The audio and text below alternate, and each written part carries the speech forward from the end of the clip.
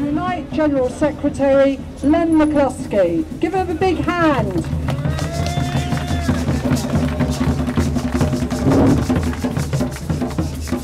Well, good afternoon, sisters and brothers. I'm delighted to be here, and by the way, I'm on Harry's side if any fights break out.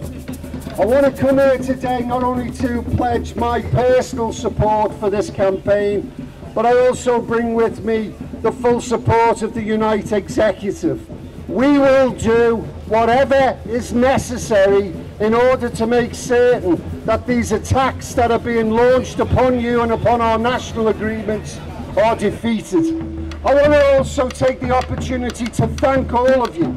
To thank all of you for being here, to thank you for being involved in the various actions. And let me say a quick word about the rank and file committee that's been set up.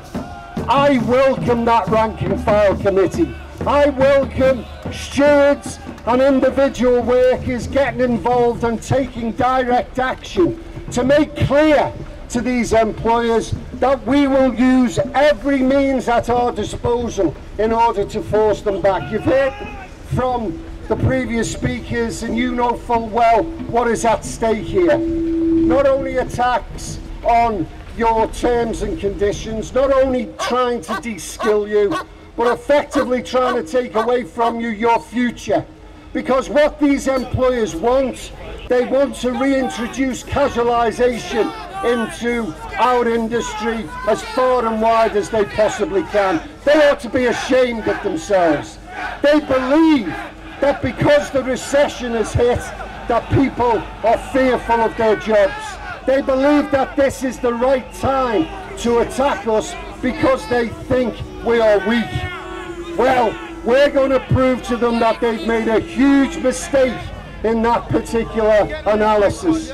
Because working people will join together to make certain that we protect our national agreements and we protect your future. I can tell you here today that today we've given notice to Balfour Beatty, one of the ringleaders of this dispute, that we will be balloting for official industrial action from next Wednesday.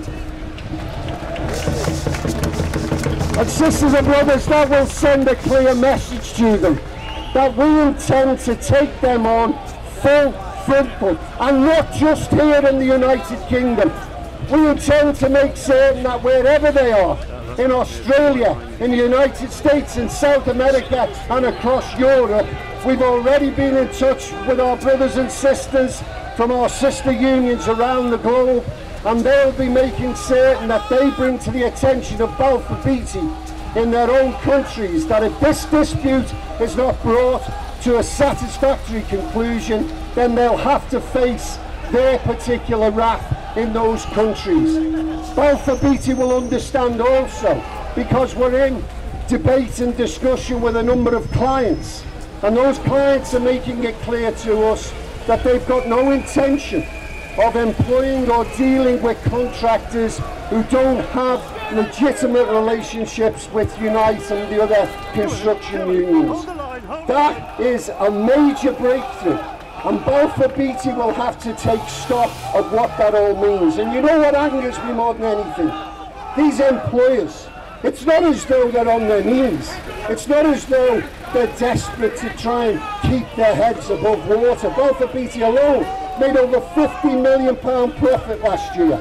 So these are companies that are viable and profitable, and what they're attempting to do is to improve that profit on the backs of ordinary decent working people who are the ones that make the profit in the first place, and they're not going to get away with it. And I want you all to take heart, because the actions that you've already been involved in have already meant that one of the 8 have backed off and said, oh no, I thought this was going to be easy, but it isn't, so I'm backing away from it. We've got 2 other employers shaking at the knees now and saying, well, you know, maybe we got it wrong, we didn't really mean what we're saying, and we'll make certain that they back off. And one by one, the others will understand that we intend to make certain that our agreements are protected. I want you to take heart in that. Sisters and brothers, the important thing for us is to remain solid remain united. Don't let anything divide us. We are working for the same goal, both the rank and file committee and the official unions. We're working for the same objective. Don't allow people to divide us. Don't allow the company quislings to start trying to make you believe that nothing can change and we're not strong enough, because we are. That solidarity will bring victory. I'm confident of that, and I pledge to you that we will fight, fight and fight until justice, dignity and respect is restored for you. Good luck, comrades. Cheers.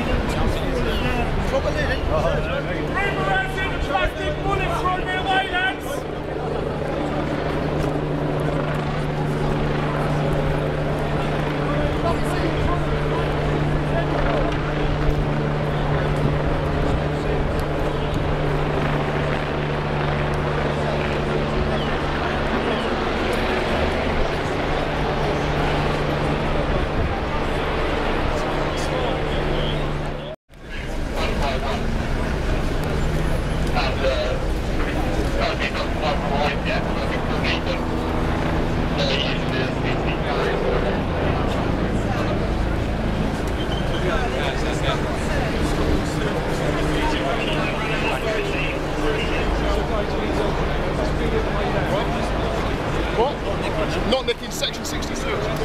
What you don't have to give a name or address or anything like that. You're not obliged to give a name or address, you know that. You're not obliged to give a name or address. You're not obliged to give a name. You're not obliged to give a name or address, you know that. You're not obliged to give a name or address, you know that. You're not obliged to give a name or address. Sir, are you a member of the press? I am indeed, yeah. Okay, can I see a press card, please? You're not obliged to give your name or address. Can I see a press card? I didn't bring it with me today. Okay, sorry. You're going to have to go behind the police lines then for me, please. Okay, just